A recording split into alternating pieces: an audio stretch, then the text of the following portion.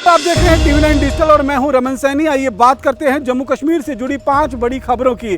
पहली खबर बाबा बर्फानी की पवित्र यात्रा से जुड़ी हुई है, जहां आज पहले दिन 10,000 से ज्यादा भक्तों ने बाबा बर्फानी की गुफा में पहुंचकर दर्शन किए। अमरनाथ यात्रा 2026 की शुरुआत के साथ ही बाबा बर्फानी के भक्तों में गजब का उत्साह देखने को मिल रहा है। यात्रा के पहले ही दिन यानी 3 जुलाई को 10,000 से ज्यादा श्रद्धालु पवित्र गुफा पहुंचकर बाबा बर्फानी के दर्शन कर चुके हैं। श्रद्धालुओं का उत्साह इस बात से भी समझा जा सकता है कि पहले आधिकारिक जत्थे से कहीं ज्यादा लोग सीधे पहलगांव और बालटाल पहुंचकर यात्रा में शामिल हो रहे हैं।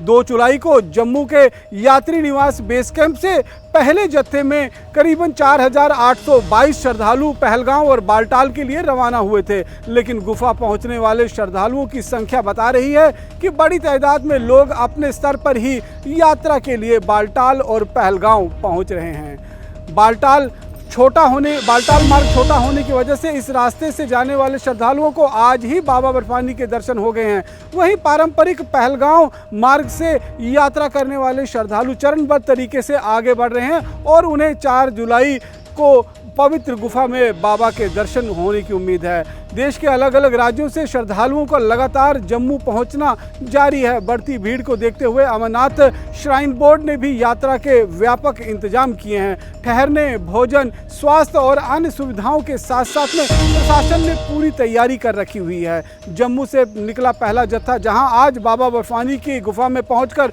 पवित्र हिमलिंग के दर्शन कर रहा है, वहीं दूसरा जत्था करीबन 3800 यात्रियों के साथ जम्मू के भगवती नगर बेस कैंप से बालटाल और पहलगांव के लिए रवाना हो चुका है।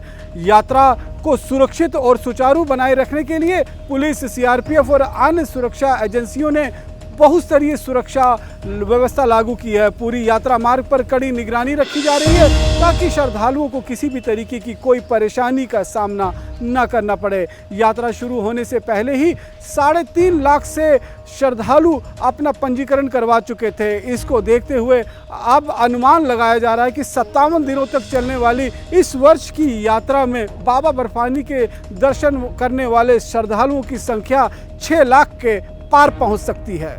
अगली खबर POK में चल रहे प्रदर्शन से जुड़ी हुई है। पाकिस्तान के कब्जे वाले कश्मीर यानी POK में चल रहे आंदोलन अब और तेज होता हुआ नजर आ रहा है। आंदोलन के 24वें दिन रावलाकोट के ईदगाह मैदान में आयोजित एक विशाल जनसभा में पाकिस्तान सरकार और सेना के खिलाफ लोगों का गुस्सा खुलकर सामने आया। दावा किया गया है कि इस सभा में करीब 80,000 लोग शामिल हुए थे।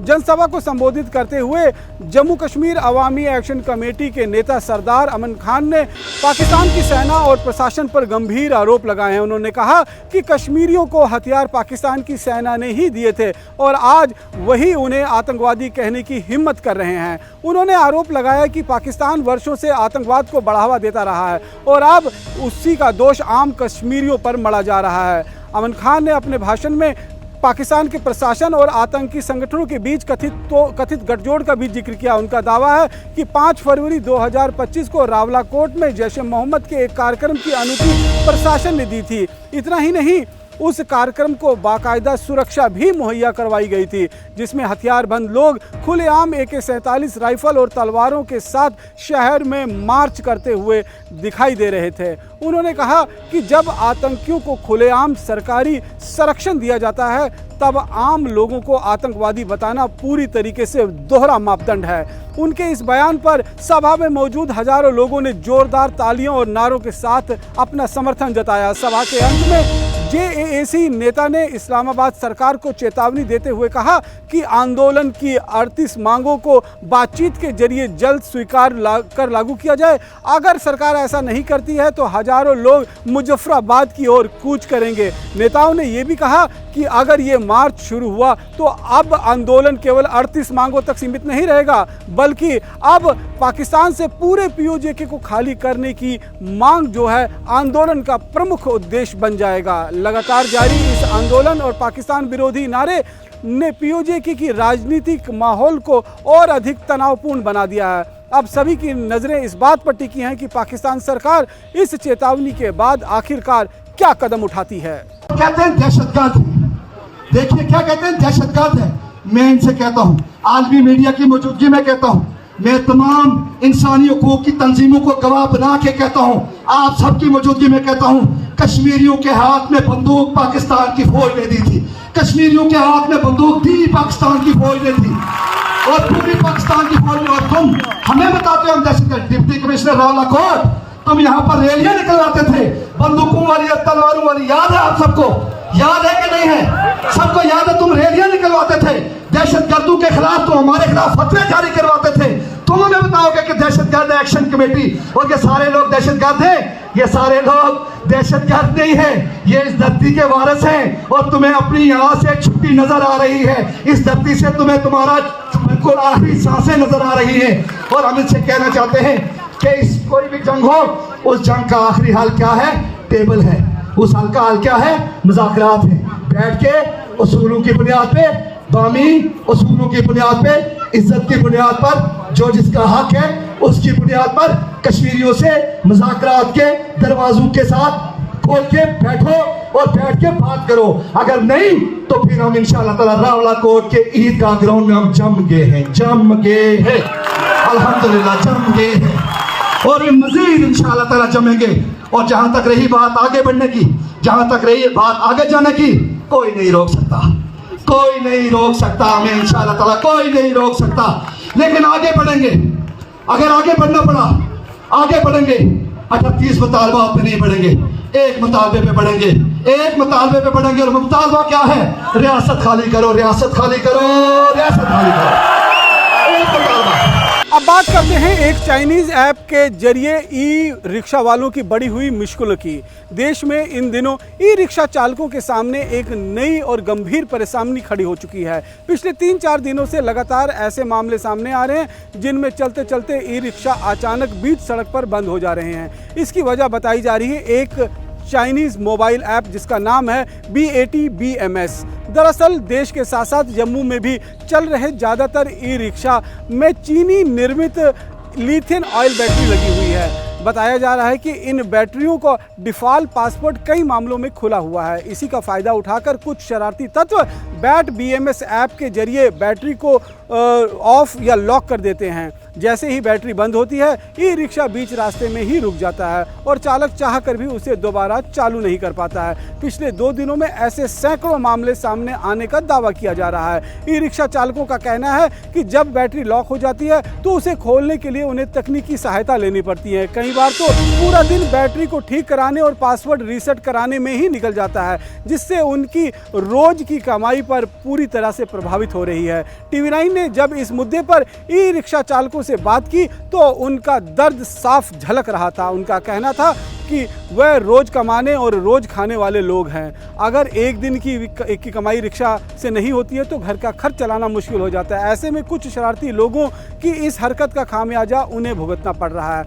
ई रिक्शा यूनियन के प्रधान गौरव ने भी इस पूरे मामले पर चिंता जताई है। उनका कहना है कि प्रशासन को ऐसे लोगों की पहचान कर उनके खिलाफ सख्त कार्रवाई करनी चाहिए। साथ ही बैटरी बनाने वाले कंपनियों को भी ये सुनिश्चित करना चाहिए कि सभी लिथियम आई बैटरी पहले से ही पासवर्ड प्रोटेक्टेड हो और उनका पासवर्ड केवल वाहन मालिकों को ही दिया जाए। फिलहाल बड़ी संख्या में ई रिक्शा चालक अपनी बैटरियों को नए पासवर्ड जनरेट करवा रहे हैं ताकि भविष्य में कोई भी व्यक्ति ऐसे ऐप के जरिए उनकी बैटरी को बंद न कर सके। चालकों को उम्मीद है कि प्रशासन और कंपनियां जल्द इस समस्या का स्थायी समाधान निकालेंगी, जिससे उनके आने वाली रोजी रोटी पर इस तरह का संकट दोबारा नहीं आएगा। अब बात करते हैं अमरनाथ यात्रा में तैनात CRPF के एक वाहन दुर्घटनाग्रस्त होने की। जम्मू कश्मीर के गांदरबल जिले से ये बड़ी खबर सामने आ रही है, जहां सोनमर्ग टनल के पास एक CRPF का वाहन दुर्घटना का शिकार हो गया। इस हादसे में 6 जवान घायल हो गए। हालांकि राहत की बात यह है कि सभी जवानों की हालत फिलहाल स्थिर बताई जा रही है। जानकारी के अनुसार CRPF का वाहन श्रीनगर लेह राष्ट्रीय राजमार्ग पर अपनी ड्यूटी के लिए जा रहा था। जब वाहन सोनमर्ग टनल के पास पहुंचा तभी अचानक चालक का संतुलन बिगड़ गया और वाहन सड़क से फिसलकर दुर्घटनाग्रस्त हो गया। हादसे के बाद मौके पर कुछ देर के लिए अफरा तफरी का माहौल बन गया। घटना की सूचना मिलते ही पुलिस, स्थानीय प्रशासन, सेना और CRPF के अधिकारी तुरंत मौके पर पहुंचे। राहत और बचाव अभियान शुरू किया गया। घायल जवानों को सुरक्षित बाहर निकालकर पहले मौके पर ही उन्हें प्राथमिक उपचार दिया गया और जिसके बाद सभी घायलों को बेहतर इलाज के लिए CRPF कैंप गुंड भेज दिया गया। अधिकारियों के अनुसार हादसे में घायल सभी 6 जवान खतरे से बाहर हैं और उनकी हालत स्थिर बनी हुई है। डॉक्टरों की टीम लगातार उनकी निगरानी कर रही है। किसी भी जवान के गंभीर रूप से घायल होने की सूचना नहीं है। हादसे के कारण श्रीनगर लेह राष्ट्रीय राजमार्ग पर कुछ देर के लिए वाहनों की आवाजाही बाधित रही, लेकिन प्रशासन ने तुरंत कार्रवाई करते हुए दुर्घटनाग्रस्त वाहन को हटाया और सड़क पर यातायात को सामान्य कर दिया। फिलहाल पुलिस और संबंधित एजेंसियां दुर्घटना के जांच का पता लगाने की कोशिश कर रहे हैं। फिलहाल प्राथमिक जांच यही है कि संतुलन बिगड़ने की वजह से यह हादसा हुआ है। हालांकि हादसे की असली वजह जांच की रिपोर्ट आने के बाद ही असली रिपोर्ट जो है वो सामने आ पाएगी। लगातार अमरनाथ यात्रा के दौरान सुरक्षा एजेंसियों की मूवमेंट जम्मू श्रीनगर जम्मू लेह हाईवे पर लगातार बनी हुई है। ऐसे में इस तरीके के हादसा निश्चित रूप में सुरक्षा कर्मियों के लिए एक चिंता का सबब बना हुआ है। फिलहाल सभी जो घायल हैं उनकी हालत स्थिर बनी हुई है और अधिकारी लगातार इस पूरी स्थिति पर अपनी नजर बनाए हुए हैं। अब एक जानकारी जम्मू कश्मीर सरकार के कैबिनेट एक्सपेंशन की खबरों पर। जम्मू कश्मीर की राजनीति में जल्द एक बड़ा बदलाव देखने को मिल सकता है। मुख्यमंत्री उमर अब्दुल्ला ने संकेत दिए हैं कि उनकी सरकार का कैबिनेट विस्तार अब ज्यादा दूर नहीं है। उन्होंने साफ कहा है कि मंत्रिमंडल में फेरबदल और विस्तार जंतर मंतर पर होने वाले प्रस्तावित विरोध प्रदर्शन के आसपास यानी उससे पहले या उसके बाद किया जा सकता है। फिलहाल उमर अब्दुल्ला सरकार में 6 मंत्री हैं, जबकि जम्मू कश्मीर पुनर्गठन अधिनियम 2019 के तहत सरकार में अधिकतम 9 मंत्री मुख्यमंत्री समेत बनाए जा सकते हैं। ऐसे में कैबिनेट में 3 नए चेहरे की एंट्री लगभग तय मानी जा रही है। इसके साथ ही मौजूदा मंत्रियों के विभाग में भी बड़े बदलाव किए जा सकते हैं।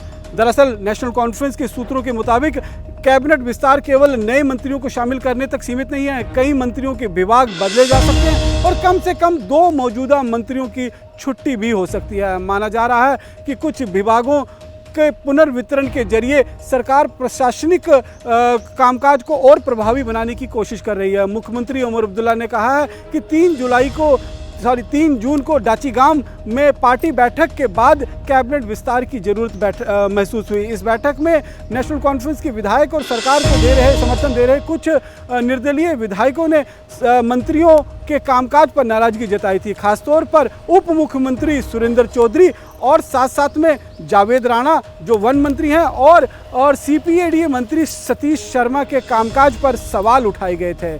अब सबकी नज़रें मुख्यमंत्री उमर अब्दुल्ला के अगले फैसले पर टिकी हुई है। माना जा रहा है कि जंतर मंतर पर प्रस्तावित प्रदर्शन के बाद कभी भी कैबिनेट विस्तार का ऐलान हो सकता है। यदि ऐसा होता है तो नई टीम के साथ सरकार विकास कार्यों और प्रशासनिक व्यवस्थाओं को नई दिशा देने की कोशिश कर सकती है। वहीं राजनीतिक हलकों में संभावित नए मंत्री और हटाए जाने वाले मंत्री के चेहरों को लेकर चर्चाएं तेज हो रही हैं। फिलहाल जम्मू कश्मीर की खबरों में मेरे साथ इतना ही। बाकी देश दुनिया की तमाम खबरों को जानने के लिए आप देखते रहें TV9 भारतवर्ष।